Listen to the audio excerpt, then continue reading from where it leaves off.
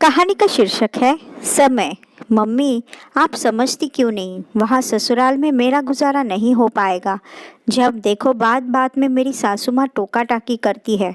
मैं वहाँ कोई भी काम अपने मन से कर ही नहीं सकती।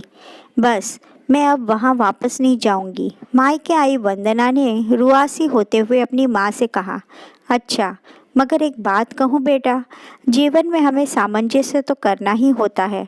हम केवल अपने ही मन से जीवन नहीं जीते हैं और परिवार में सभी को संग लेकर चलना होता है, तभी तो परिवार बसते हैं, बनते हैं। और बेटा, पौधे का पेड़ बनने में समय तो लगता है ना।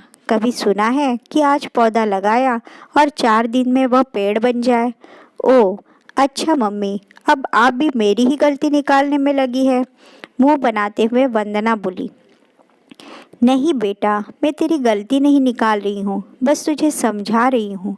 यह घर है ना, बड़ी मेहनत व धैर्य से बसते हैं।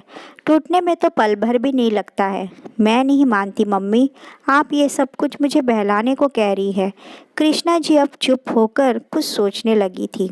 वह शांत मन से स्वेटर बुनती रही। कुछ पल बाद बुने हुए स्वेटर का अगला पल्ला उठाकर उन्होंने वंदना को दिया और कहा, अरे वंदना, ज़रा इसे उधेड़कर गोला तो बना दे। क्या मम्मी, सही तो बुना है, फिर क्यों उधेड़ना है इसको? तू बस उधेड़कर इसका गोला बना दे, कृष्णा जी ने कहा। वंदना को माँ की बात समझ नहीं आई, लेकिन उनके कहे अनुसार उस पल्ले को उधेड़कर उसने एक बड़ा सा गोला बना दिया। तब कुछ पलों के बाद कृष्णा जी ने बेटी से कहा, वंदना, अब तूने उधेड़ा है उतना ही जल्दी से बुन भी दे।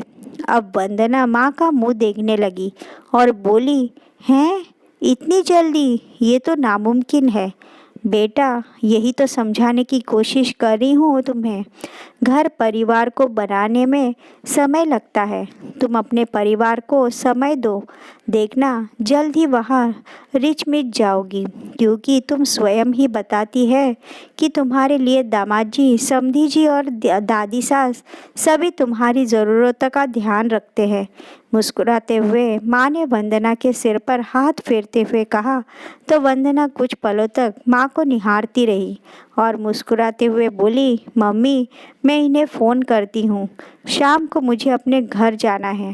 कहकर वंदना अपना सामान समेटने कमरे की ओर बढ़ गई।